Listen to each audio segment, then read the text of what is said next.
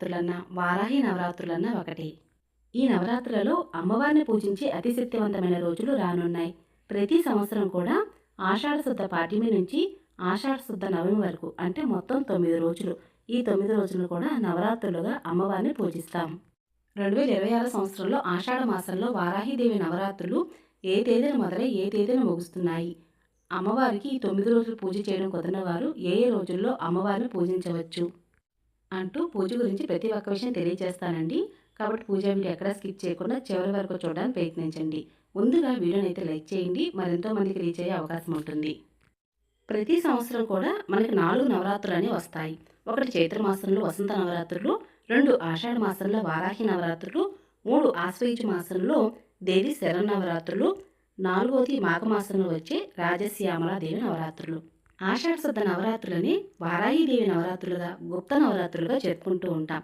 అమ్మవారిని ఉదయం వేళ కన్నా రాత్రి సమయంలో పూజిస్తే అమ్మవారు ఎక్కువగా ఇష్టపడతారట. అసలు వారాహి అమ్మవారు అంటే ఎవరు? వారాహి అమ్మ అంటే భూదేవి హిరణ్యాక్షుడు భూదేవిని జలాల్లోకి తీసుకువెళ్ళినప్పుడు శ్రీ మహావిష్ణువు వరాహ రూపంలో అవతరించి వాడిని సంహరించి భూదేవిని రక్షిస్తాడు.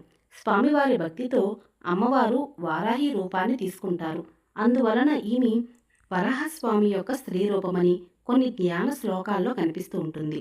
వారాహి అమ్మవారు అంటే ఎవరో కాదండి, సర్వసంపదలను ఇచ్చే శ్రీ మహాలక్ష్మి. అందుకే శ్రీలక్ష్మి సహస్రనామ స్తోత్రాలలో వారాహి ధరణి ధ్రువ అని కనిపిస్తుంది. కాబట్టి ఈ అమ్మవారిని పూజిస్తే భూవరాహస్వామిలాగే అన్ని కోరికలు నెరవేర్చుతుంది. భూ తగాదాలు నివారిస్తుంది లేదా పరిష్కరిస్తుంది. శత్రు బాధల నుండి తొలగిస్తుంది. శత్రువులను నాశనం చేస్తుంది. అమ్మవారి గురించి ఒక్క మాటలో చెప్పాలి అంటే లలితాదేవి అమ్మవారి యొక్క ముఖ్య సైన్యాధ్యక్షురాలుగా ఉంటారు. ఆ ఆదిపరాశక్తి అయిన లలితాదేవి అమ్మవారి పక్కన ముఖ్య సైన్యాధ్యక్షురాలుగా ఉండడమే కాకుండా అమ్మవారిని కోరి ప్రార్థిస్తున్న భక్తులందరి యొక్క కోరికలను అమ్మవారు త్వరగా తీరుస్తుందట. వారి యొక్క కోరికలు తీర్చి అనుగ్రహిస్తుందట. కాబట్టి అందరూ కూడా వారాహిదేవి అమ్మవారిని ముఖ్యంగా ఈ ఆషాఢ నవరాత్రుల్లో పూజించడానికి ప్రయత్నించండి.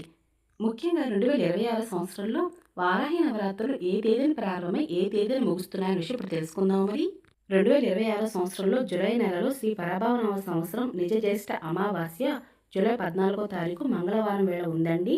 ఈ అమావాస్య అనేది సాయంత్రం 4 గంటల 10 నిమిషాల వరకు ఉంది. తర్వాత నుంచి మనకు పాడ్యమి తిథి వచ్చింది. అయినప్పటికీ కూడా తెల్లవారుజామున పాడ్యమి తిథి ఏ రోజైతే ఉంటుందో ఆ రోజున పరిగణలోకి తీసుకుని ఆషాఢ శుద్ధ పాడ్యమి నుంచి వారాహి నవరాత్రులు ప్రారంభమవుతున్నాయి. అయితే వారాహిదేవి అమ్మవారికి రాత్రి వేళల్లో పూజిస్తే చాలా ఇష్టపడతారండి. అందుకుగాను రాత్రి వేళల్లో ఎవరైతే పూజిద్దామని అనుకుంటున్నారో వారు అమావాస్య వెళ్ళిన తర్వాత సాయంత్రం సమయం నుంచి అమ్మవారి పూజను అయితే మొదలుపెట్టుకోవచ్చు. సహజంగా పాడ్యమి తిథి తెల్లవారుజామున ఏ రోజైతే ఉంటుందో ఆ రోజున పరిగణలో తీసుకుని పూజలు ప్రారంభించవచ్చు.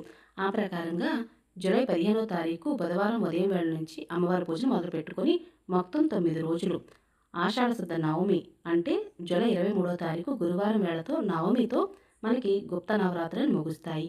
ఏదైనా కారణం చేత మీకు ఈ నవరాత్రులు పూజ చేయడం కుదరని వారు అమ్మవారికి ఎంతో ఇష్టమైన పంచమి తిథి వేళ అంటే జూలై 19వ తారీఖు ఆదివారం వేళ మనం అమ్మవారిని పూజించే సమయం అండి.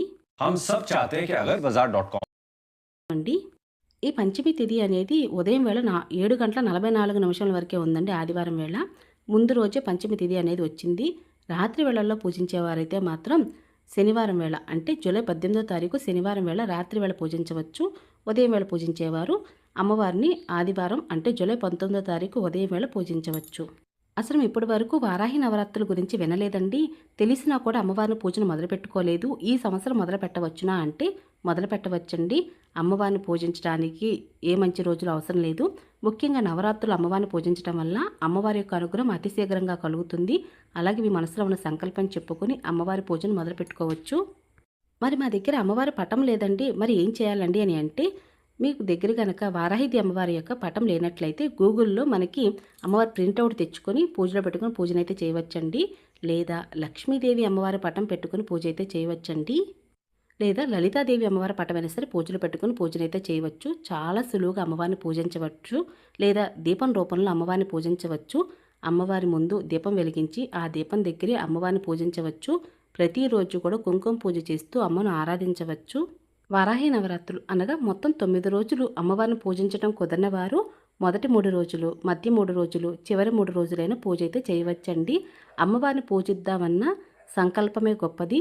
కాబట్టి మీరెప్పుడు పూజ చేశాము అనే కన్నా ఎంత భక్తితో అమ్మవారిని పూజించాము అన్నది మాత్రమే పరిగణలోకి తీసుకుని అమ్మను ఆరాధించండి. ఈ నవరాత్రుల్లో అమ్మవారు ప్రతిరోజు కూడా ఒక్కొక్క అలంకారంలో మనకు దర్శనమిస్తూ ఉంటారు. ఆయా అలంకారంగాను పూజించవచ్చు. అలాగే అమ్మవారికి 9 రోజులు కూడా నివేదించవలసిన నైవేద్యాలలో ముఖ్యంగా అమ్మవారికి బెల్లంతో తయారు చేసిన పానకాన్ని నివేదన చేయాలండి. పానకంతో పాటుగా వివిధ నైవేద్యాలు, పండ్లు అమ్మవారికి నివేదన చేయవచ్చు. ముఖ్యంగా అమ్మవారికి ఎరుపు రంగు అంటే చాలా ఇష్టమండి. మీ శక్తి కొలది అమ్మవారికి జాకెట్టు, తాంబూలంతో అమ్మవారికి సమర్పించవచ్చు. లేదా చీర, జాకెట్టు, తాంబూలము అమ్మవారికి ఇవ్వవచ్చండి. ఈ ఆషాఢ మాసంలో అమ్మవారికి చాలామంది కూడా గోరింటాకు, అలాగే ఒడిబియ్యము, ఇంకా చీర, జాకెట్టు, సారెతో సహా అమ్మవారికి ఇస్తూ ఉంటారు. ఈ విధంగానూ చేయవచ్చు. దీన్ని కొన్ని ప్రాంతాలలో ఆషాఢ సారె అని కూడా అంటుంటారు. వారాహిదేవి అమ్మవారు అష్టాదశ శక్తిపీఠాలలో లలిత పరభట్టారిక యొక్క దండనాది అంటే సేనాధిపతిగా వారాహి అమ్మవారు పూజలు అందుకుంటున్నారు. శత్రుబాధలను తొలగించి ఈ తల్లిని ఆషాఢ మాసంలో వచ్చే గుప్త నవరాత్రులలో అత్యంత భక్తి శ్రద్ధలతో 9 రోజుల పాటు పూజలు చేస్తూ ఉంటారు. వారాహి అమ్మవారి యొక్క చరిత్ర అనేది ఒక చిన్న కథ ద్వారా తెలుసుకుందామండి.